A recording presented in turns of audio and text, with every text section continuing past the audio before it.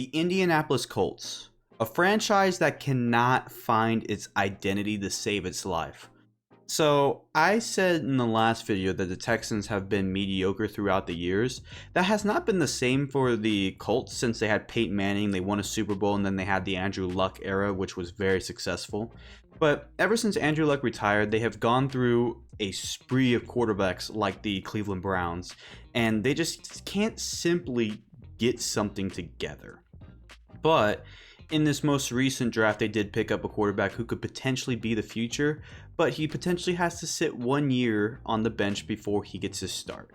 Now, with this team, it's time to figure out if this is a fantasy safe haven for any fantasy players, or if it's just a team that's without fantasy talent. And we've seen them already. So, it's time to figure out, where do the Colts lie?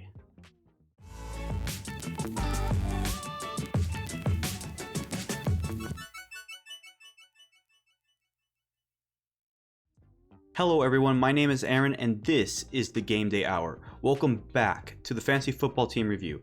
In this series, we take a look at each and every 32 NFL franchises and see what they offer for fantasy football. We analyze the team's quarterback, running back, wide receiver 1 and 2, tight end, and starting kicker. Our goal is to analyze last season and see if they are worth drafting, and if so, when and where. Today, we take a look at the Indianapolis Colts. Gardner Minshew, Indianapolis Colts quarterback. So, Indianapolis is probably going to go with the method of starting a veteran quarterback before their rookie quarterback. And because of that, Indianapolis made a move to go grab Gardner Minshew from Philadelphia. So last season, Minshew was the backup to Jalen Hurts, but he got to play some significant time due to Hurts getting injured. And in those games, here are his stats. He played in 5 games last season. In those 5 games, he had 44 completions out of 76 attempts. That's 54th, 57.9%. That's also 54th. He had 663 passing yards. That's 47th. He had 3 touchdowns, which was tied for 44th, along with 3 interceptions. That's tied for 58th. So he also didn't do that well in that regard. And he had 41 total fantasy points. That's 47th. The only game I ever got to watch of him was against Dallas when they were in Arlington, and he played really good in that game. But he also didn't pick up wins when Hurts was out, so there's that issue too.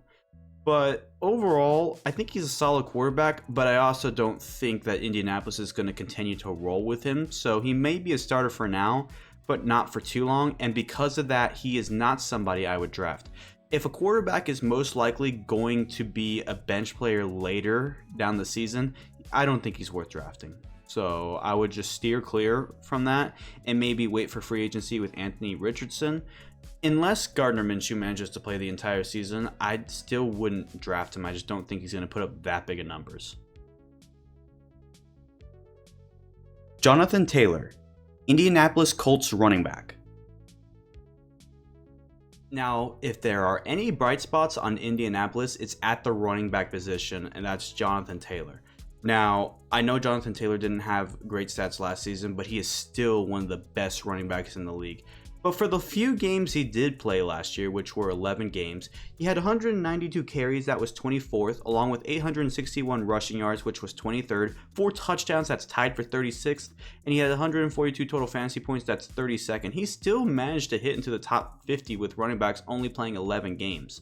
So I am not going to rule this guy out in any means, because the year prior he had 1,800 yards along with, I'm pretty sure, 18 touchdowns. That's some ridiculous numbers. So because of that, I have him as a must draft. Not just I would draft him, a must draft. He is the 3rd running back ranked on my list behind McCaffrey and Chubb. And I believe that he is going to go on a tear this year with potentially a new quarterback coming in maybe midway through the season. Even with Gardner Minshew, I think he's still going to go off. I believe he will be in the ballpark of 1,400 rushing yards and above 10 touchdowns. So if you want that, then go draft him. I would see him being picked mostly in round 1. I would be surprised if he dropped any lower than that. So please take a look at getting Jonathan Taylor. If he is not injured and he's healthy for an entire season, you're going to have a valuable running back. Michael Pittman Jr., Indianapolis Colts wide receiver 1. The best way I would describe this guy is a good receiver that we could never know his true potential because he hasn't had a consistent quarterback on his team to throw to him. And that would be Michael Pittman Jr. I believe he's a very good wideout. I believe that he just gets undervalued because he hasn't had consistent throwers. He hasn't had consistent people playing and by consistent, I mean not like there has not been a good quarterback there. Obviously, Phillip Rivers was there, who was a pretty good quarterback. You got other guys. Carson Wentz was there, consistent.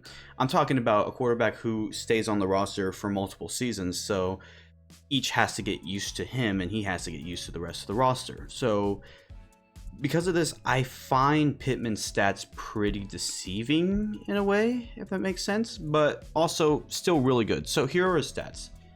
He played 16 games last year, and he had 99 receptions, which was 10th. He had 925 receiving yards, which was 25th. 4 touchdowns, that's tied for 46th. And he had 212 total fantasy points, that's 20th. So in a year where, again, not big on quarterbacks, of course Matt Ryan was there, but Matt Ryan didn't play very well. Being on that offense, which was pretty lackluster, generally speaking, he had a pretty good year. And because of this, he is somebody I would draft. However, until I can find that he is with this consistent quarterback play, he's currently 30th on my list of all wide receivers. And that means he's a wide receiver 3 and 4, which would mean he's drafted in the mid to late rounds. But still, he's a good mid to late round draft pick. So if you're looking for a receiver there, he's a good option to have, especially as a flex position. Other than that, I wouldn't see him higher as a 1 or a 2, even though he put up those type of statistics. You just have to wait to see the consistent play with him and whoever's going forward at quarterback. Alec Pierce, Indianapolis Colts wide receiver 2. And then we got the second end of the wide receiver core, Alec Pierce, or Alex Pierce. Actually, I don't know how you pronounce it. It's one of the two. But I would say that I need to see more from him. So because of that, let's take a look at his stats. He had 16 games played last year, 41 receptions, that's tied for 98th. He had 593 receiving yards, which was 64th. 2 touchdowns, that's tied for 111th. And he had 107 total fantasy points, that was 62nd. So the thing about Pierce is those are some pretty promising stats, knowing that he was a rookie last year. And because of that, I can't put him on my I would draft list just yet. He's not in my top 50, but I imagine he can get there pretty soon. He has to have a pretty good year under, again, either Gardner Minshew or Anthony Richardson, whichever one. But a reliable backup wide receiver is something he needs to be this year. So I'd say find your range in the 700 receiving yards and more than 2 touchdowns. But again, need to see more from him. But if he starts to pop off late, I imagine he'll be a high free agency pick. I just don't see a lot of people actually picking him up in the draft. And that's also because you got Isaiah McKenzie on the roster, which is I don't know. Are you going to go pick him up? He's 4th right now on the depth chart, so I don't know if I'd pick him up. But I guess there's one way to find out. Just see the season unfold. Jelani Woods, Indianapolis Colts tight end. So while I was commending the Texans for having a good security blanket for CJ Stroud, I can't say the same thing for the Colts because I don't even think their tight end core is really set. But right now, the tight end 1 position suggests that Jelani Woods is going to be the starter, tight end at least. So we're going to take a look at his stats. He played 15 games last year, and in those 15 games, he had 25 receptions, which was tied for 167th. So that's 1.5 receptions per game, somewhere in there. And he had 312 receiving yards, which was 146th. But he had 3 touchdowns for the little catches he had, which is tied for 72nd, which is better than Alec Pierce. And that gave him 68 total fantasy points, which was 35th among all tight ends. Now, for the tight ends, I asked for top 25 quality. He didn't show top 25 quality. And because he's probably finally having this first year to be the starting tight end, I have to imagine that he's somebody I would not draft just yet. and I don't even think many others will draft him either. So he's going to have to step up his stats this year. If you want to see him be drafted, he needs to see himself in the 50 catch range, or along with 600 receiving yards and 6 touchdowns. That should push him up a little higher. But for now, he's not a draftable guy. Matt Gay, Indianapolis Colts kicker. Lastly, we have the kicker Matt Gay. He's been all over the place. So lastly, we have Matt Gay. He's been in a few places, but now he's in Indianapolis. And I'm kind of surprised. It's not Blankenship. Where did Blankenship go? If you guys remember, the guy with the glasses that was a very good kicker at Georgia and was drafted by Indianapolis, I don't know where he went.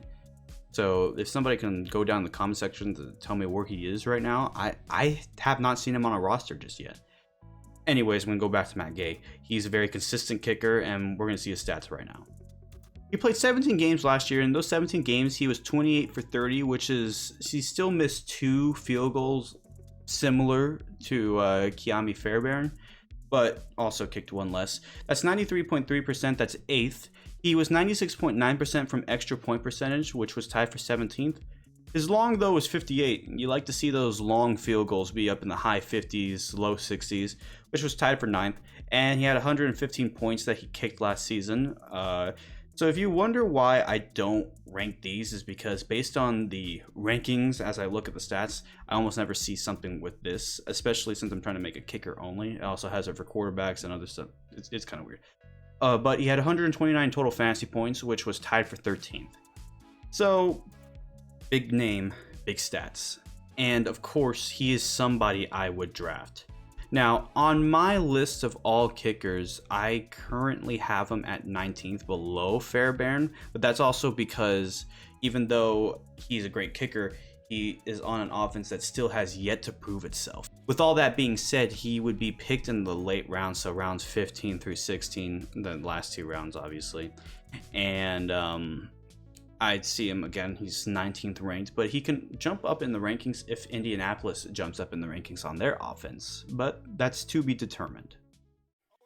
And that'll do it for today's episode. Thank you so much for watching, and if you enjoyed, please leave a like, comment down below, and subscribe. Go follow me on Facebook, Twitter, and Instagram to see when these videos go up. Also, again, I plan to start posting college football around August, when it really starts to kick off. You know, the first few games is August 26th, so look forward to that. And yeah, that's all I have. The next episode will be the Tennessee Titans, and then Friday will be the Jacksonville Jaguars, and that's it for the AFC South, which will then move on to the NFC South. So I hope you guys have a great day, take care, and I'll see you guys then. Peace out.